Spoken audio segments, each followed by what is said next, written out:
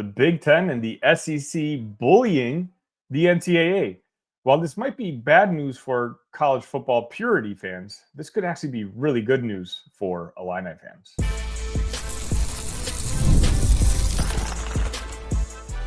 You are Locked On Illini, your daily podcast on the Illinois Fighting Illini. Part of the Locked On Podcast Network, your team every day. Welcome one, welcome all to another edition of Locked On Illini. Thank you all so much for making us your first listen each and every day. And I mean that. Thank you so much, whether you're listening to me on your way to work, coming home from work, in the office, at home while you're vacuuming, whatever it is. Just know that I appreciate that you give a little bit of your time to Locked On Illini each and every day. The show is absolutely free. All I ask is if you have a chance, hit that like button, hit that subscribe button if you haven't already, and that'll continue to have this channel grow and get in the eyes of more Illini fans out there. Today, I want to change the mood around a little bit.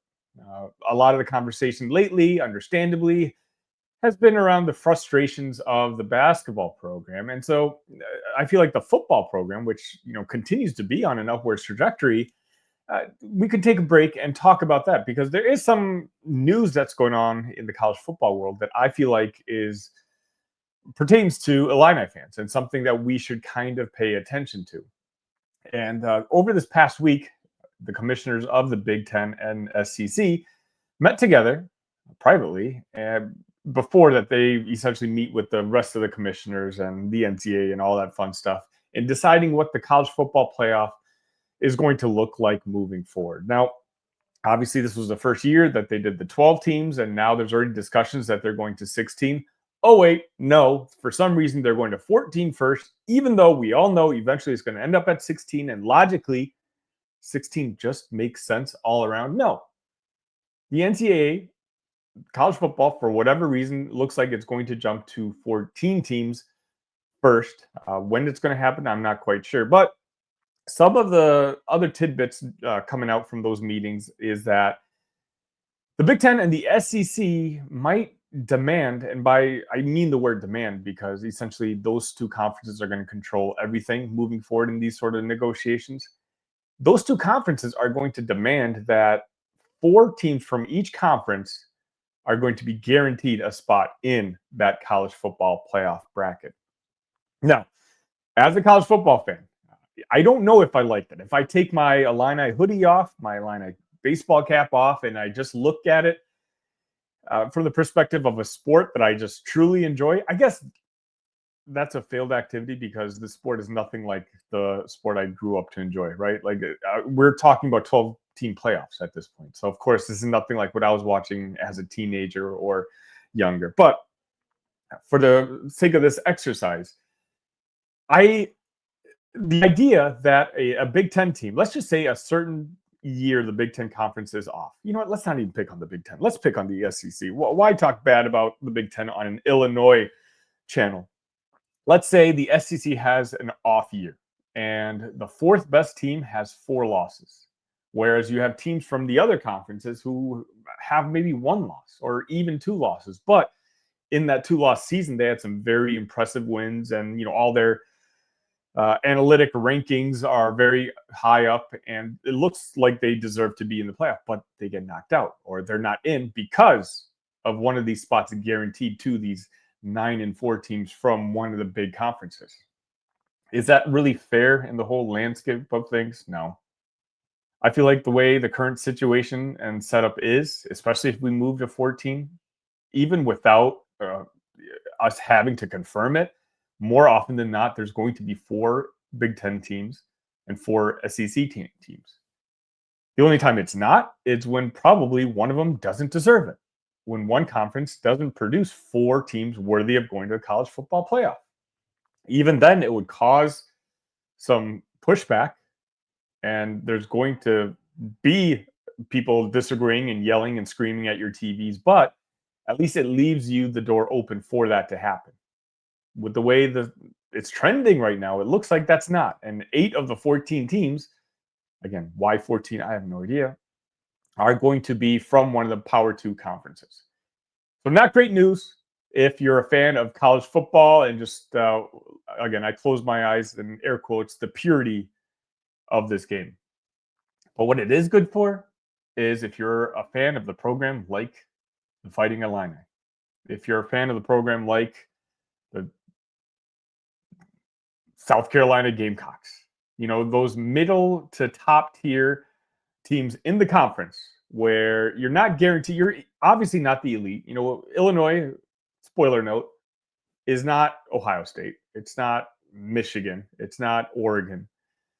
Those three, for the most part, are going to get guaranteed spots almost every single year. I know Michigan had a down year, and if you think all of a sudden they're down and out forever, good on you. I don't believe that. I think it's just a matter of time. Whether Sherrone Moore is the right guy, I don't know. But obviously, they've really invested heavily into that infrastructure and the player development, I say again with air quotes.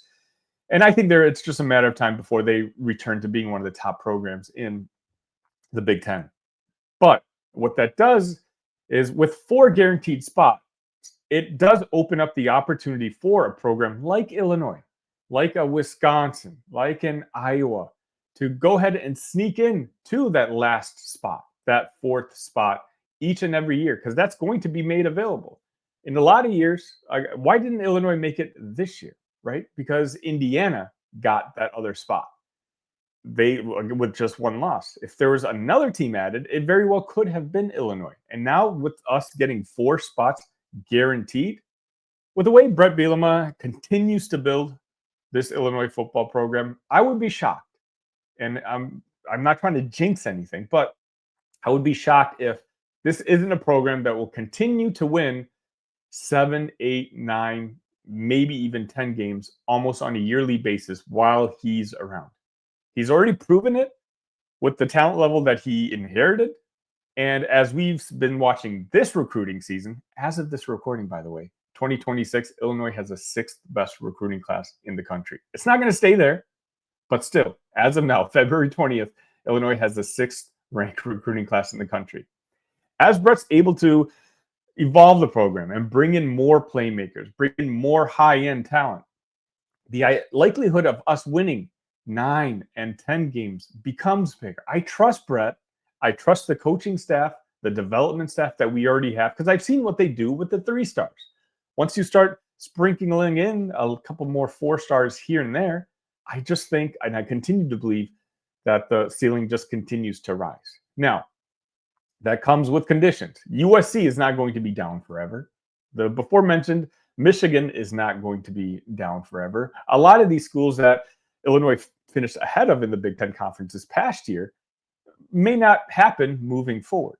But again, that's what makes that 4th spot so key for Illinois. I mean, sure, if all the juggernauts in the Big Ten are all successful at the same time, Illinois still may not have a shot.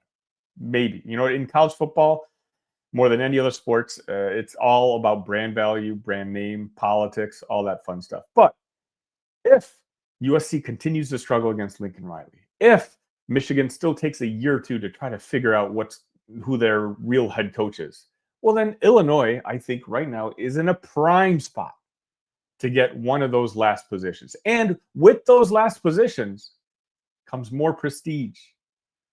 That helps you build that brand name that I just got done talking about a couple of seconds ago of how important it is in this sport, in college football. Those recruits that aren't considering Illinois right now, and again, those are becoming fewer by the day, they see us playing in the first round of the college football playoff, and they're like, hold up. That's a program to be taken seriously, especially the ones in Illinois, the ones who've gone through high school where, and I can't believe I'm saying this, Illinois has been a successful football program their entire high school career. There's not a lot of generations that can say that. Trust me, I know. But again, this new rule that, again, nothing's official and meetings still need to be had. But if the SEC and Big Ten are successful in bullying the NCAA into guaranteed spots for the college football playoff, as a college football fan, I'm not so happy. As an Illini fan, I'm actually quite happy.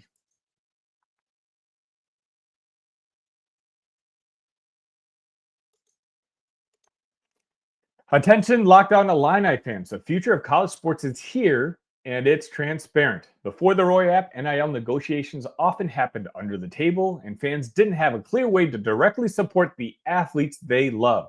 Now, with Roy, you get to be part of the change and support of Illini athletes in the most transparent way possible.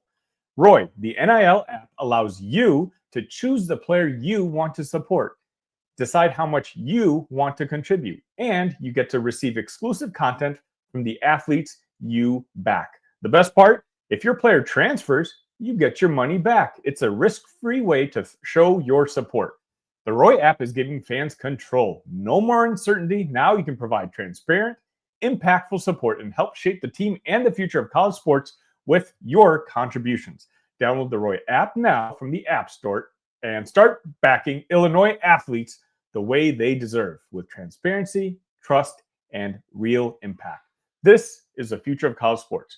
Join now by downloading Roy and supporting your favorite players.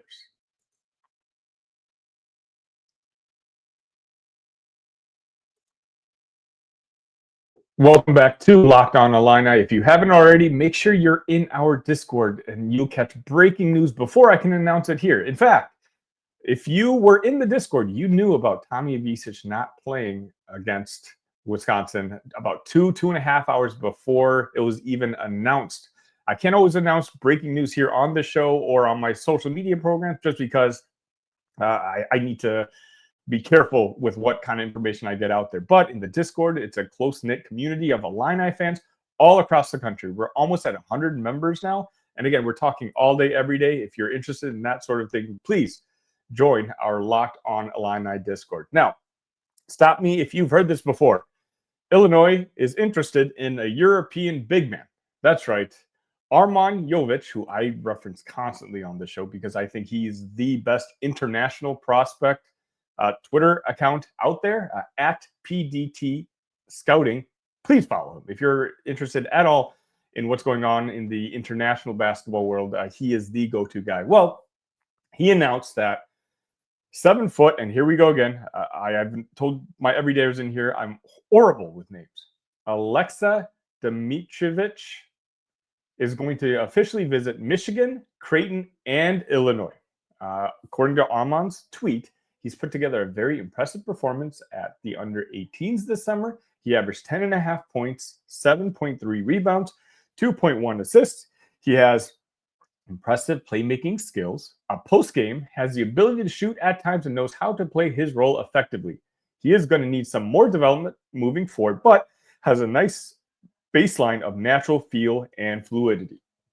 Now, tagged to that tweet is a video of some of his plays. And it's not a very long video. It's about 45 seconds or so. But in that video, I really like what I see. Now, again, I'm in handcuffs when it comes to scouting the international game, right? This is a solo show. I produce, I record, I wrap everything up together all by myself each and every day. So as much as I try to tap in on recruiting, at least on the domestic side, it's impossible for me to know who the little prospects are, the 18-year-old big men out in Europe. So I don't know much about the guy. I did check in with some people in the program, and all I know is Orlando Antigua is after Aleksa, and Orlando really likes him. Whether he ultimately commits to Illinois, I don't know. But the fact that he's visiting Michigan and Creighton also, those are two schools that can identify big men.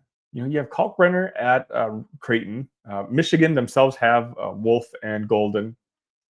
They are schools that value skills of the big man. And, of course, Illinois is right up there.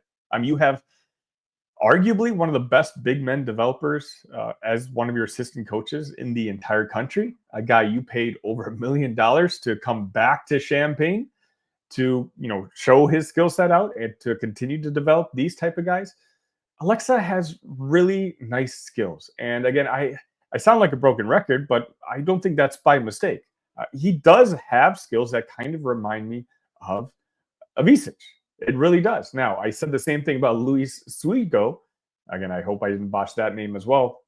But I think Aleksa's game is a little bit more fluid. He's not as big as Luigi. Luigi's what, 7'3", but Aleksa is a tiny 7-foot guy. But again, he's 18 years old and he's already playing professionally. Now, Avicic is 21, right? And he's been playing professional for a couple of years. So it's not like I would expect a guy like Aleksa, if he decided to commit to the Illini, to come on in and all of a sudden play as well as Tommy has had in his first year of college basketball. No, Aleksa still obviously has some development to do. And don't take my word for it, a guy who's only seen a couple clips on Twitter and YouTube, but take Arman. Arman is actually a legit expert when it comes to international recruiting.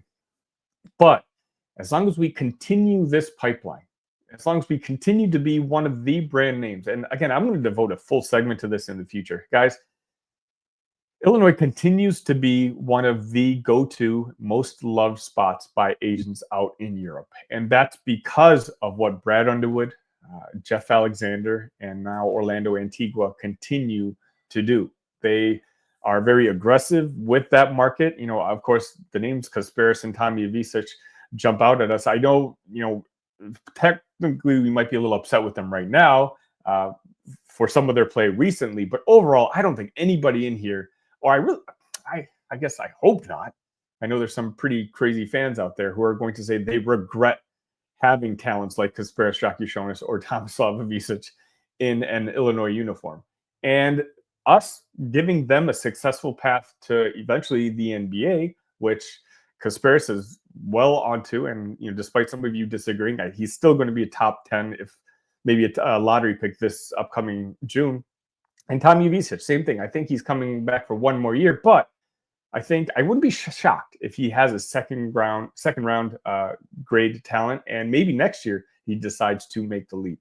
I know that's unfortunate for Illinois in the short term, losing talents like that, but trust me, when it comes to the big picture, and it comes to guys like Luigi, when it comes to guys like Aleksa, and whoever the next guy out there is in Europe, this track record of developing players when they come to Illinois, when they come to Champaign, and putting them on the track to make it to the next level, like through development and results, getting drafted, going to the NBA.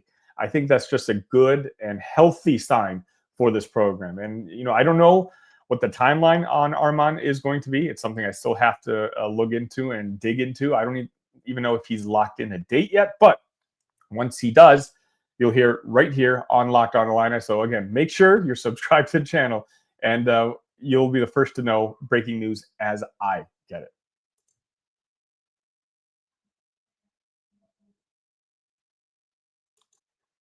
Before I wrap it up today, I wanted to talk about something just for a minute, and that's Terrence Shannon Jr. Obviously, he had a return and honoring session that, let's just say, embarrassed the entire university, and one that is going to continue to embarrass this university for a while moving forward, and especially in regards to social media. We've been memed to death. I'm sure you've spotted t-shirts being upside down, people's thumbnails being upside down, all making fun of Illinois basketball. It's sad in one sense that it happened to Terrence, right? Because after everything he's gone through and had to deal with as a player last year on last year's team, and dealing with those off the court issues, and then continue in providing what, in my opinion, was the single greatest season in Illini basketball history, while missing 6 of those games. I think it's just a testament to how mature that young man is and how strong he is, both physically, which we already know, but mentally. Again, I'm twice his age, and I don't know if I could have been able to focus the way he has. And, even before the news broke out where he got involved in that trial, Illini basketball would release videos, if maybe you guys recall, early in the season, of Terrence being at the gym at 5 a.m, just working hard, working on his game, knowing this could be his last season playing college basketball. He wanted to make the best of it.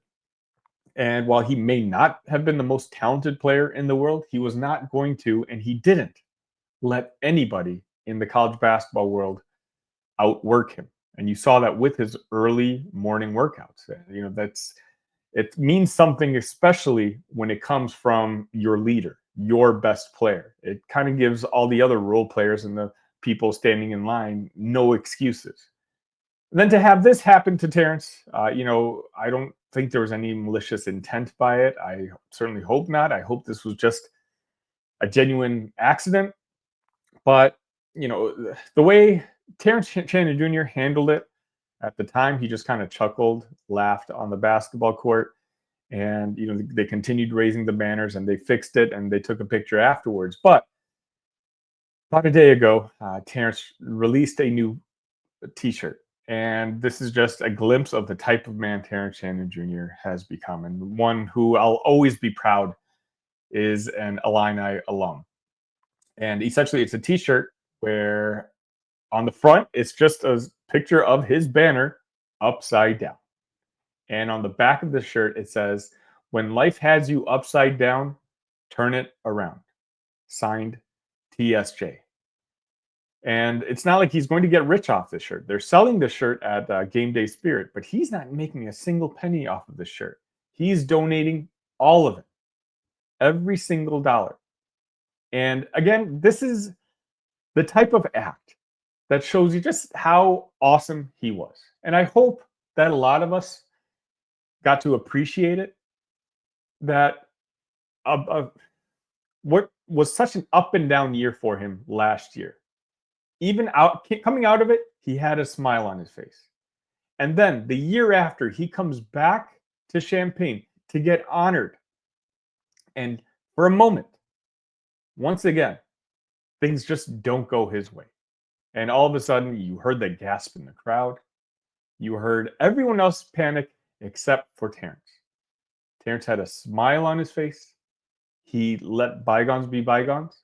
And now, the Don Moyer Boys and Girls Club in Champaign is going to get all the proceeds to this shirt that he's selling to turn that awful moment into one that can benefit those around him and those in need.